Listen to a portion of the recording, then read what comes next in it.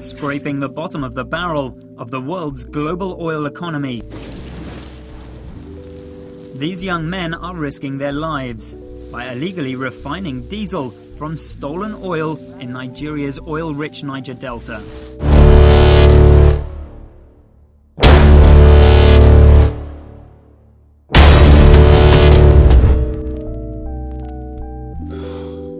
Nigeria.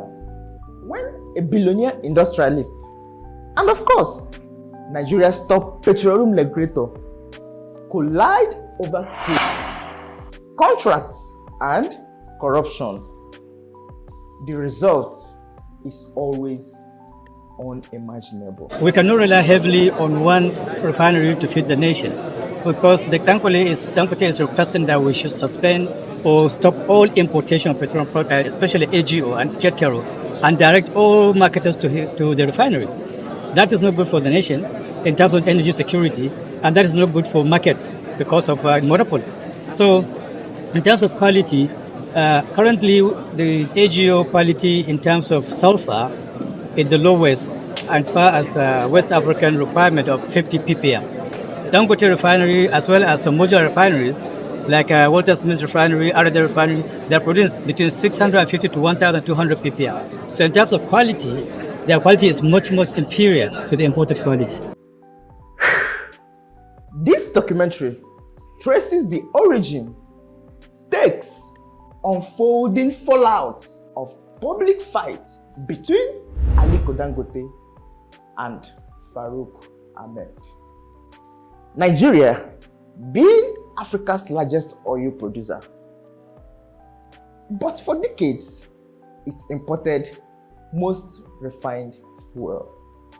Then came Dangote, who built a $20 billion refinery in Lekki just to change the status quo. This is the new Dangote Refinery, whose entire expenditure is said to have amounted to over 19 billion US dollars. A project pitched as national industrialization, job creation, and of course, energy security. That refinery has repeatedly collided with the realities of supply chains, state actors, and market incentives.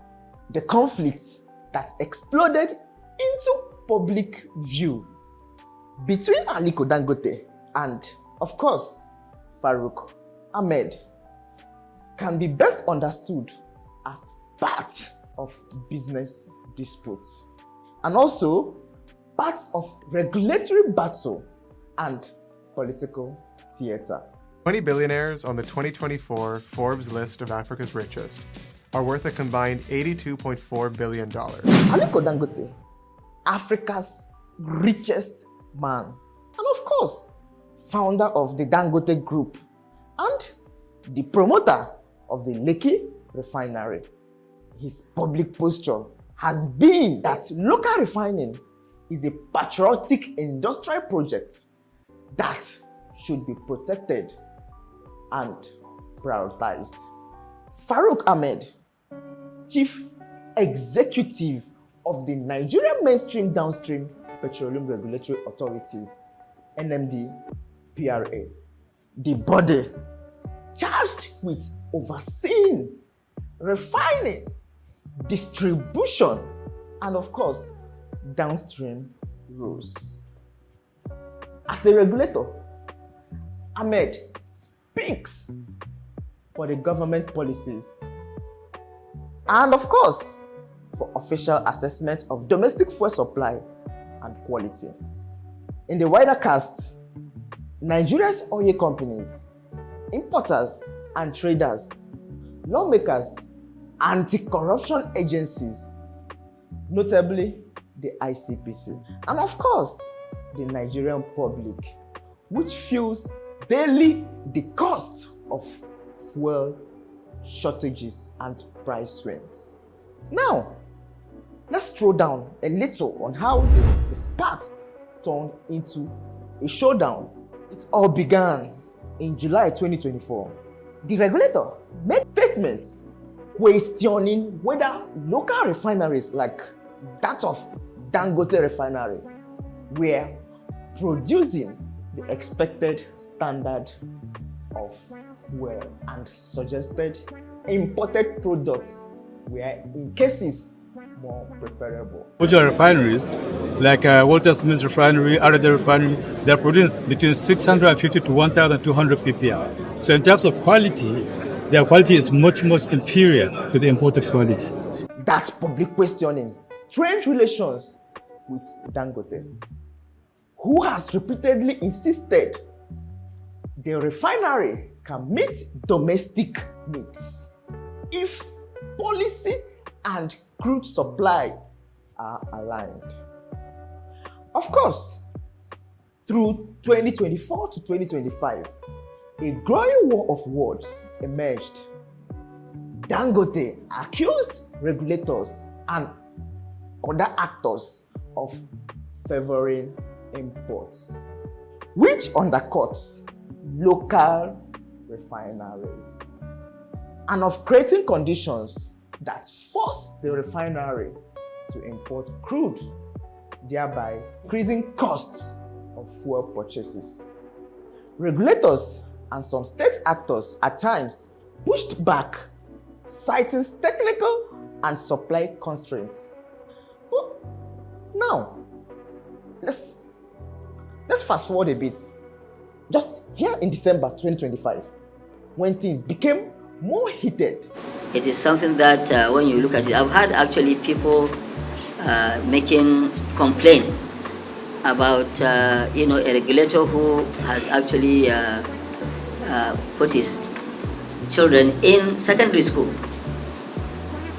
and that secondary school education, which is 6 years, 4 of them cost Nigeria $5 million.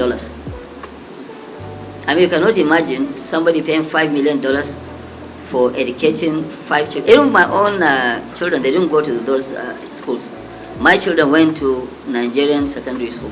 They didn't go outside Nigeria to attend to secondary school. Dangote, of course, publicly accused the head of Nigerian mainstream and downstream petroleum authorities, Farouk Ahmed, of financial mismanagement. Of course, specifically alleging lavish expenditures. You will first blow.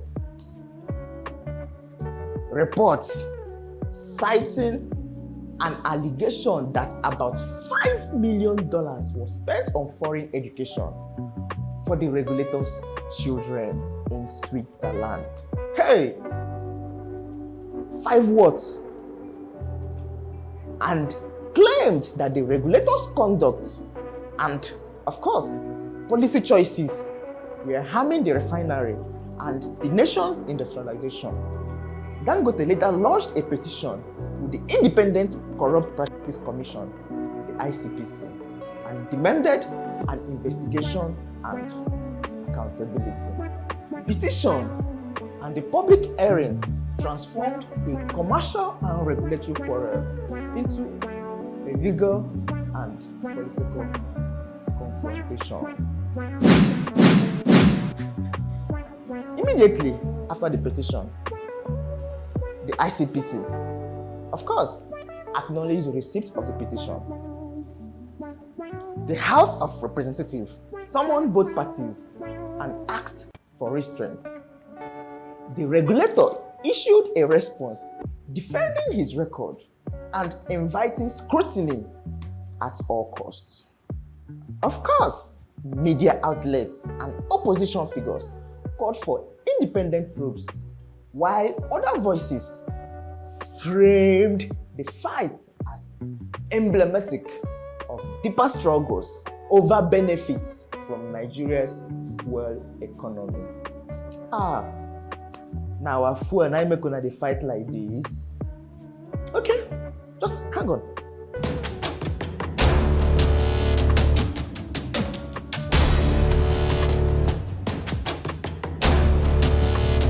But the question on most Nigerians' mouth now is, what are they actually fighting about? Well, let's take a look at the factor which can possibly cause this fight. And of course, factor 1, which is crude oil allocation and import versus domestic refining. Dangote argues that policy choices and regulator actions, especially allowing or encouraging cheap fuel imports, checking domestic potential by making it uneconomical to run local refineries and sales. If imports remain cheaper or are prioritized, private refineries will be starved of domestic crude and undermined. The regulator has argued that local production and supply constraints, and of course, in some reports, quality concerns must be acknowledged. This is both a technical dispute about volumes/quality and a political dispute about who sets the market rules. And factor 2, the allegation of corruption and misuse of office. Yes, Dangote has moved from policy criticism to direct allegation of personal misconduct against the regulator, claiming the misuse of regulatory office and unexplained personal expenditures. By filing a petition with the ICPC, Dangote shifted the fight into the legal domain, asserting that regulatory capture or corruption is not just bad policy, but criminal.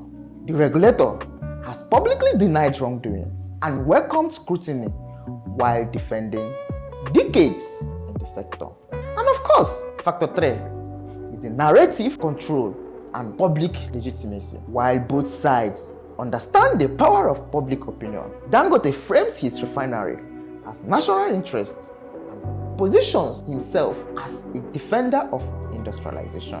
And of course, regulator frames his role as impartial oversight and counters claims that regulators are corruptly beholden to importers or other interests.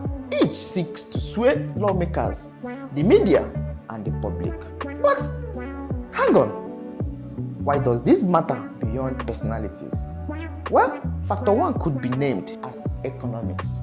Yes, the outcome affects refinery economics. Prices at the jump, jobs and foreign exchange flows. If local refining is undermined by imports or unclear regulatory signals, Nigeria continues to pay for finished product rather than capture value add domestically. And of course, factor 2 could be perceived as politically motivated, in as much as the dispute exposes the tension between powerful private, capital, and state institutions. It also raises questions about regulatory independence, transparency, and how public policy is shaped by competing interests. And of course, the third factor is the presence of rule of law, and of course, governance.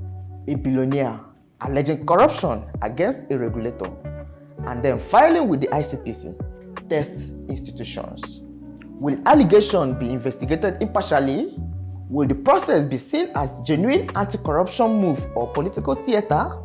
The responses of the ICPC Parliament, the courts, and the public will shape perceptions of governance. And of course, if the ICPC or another body pursues a thorough, transparent probe, it could lead to charges, exoneration, or recommendations for policy reform. That would create a legal record and set precedents for regulator-industry disputes.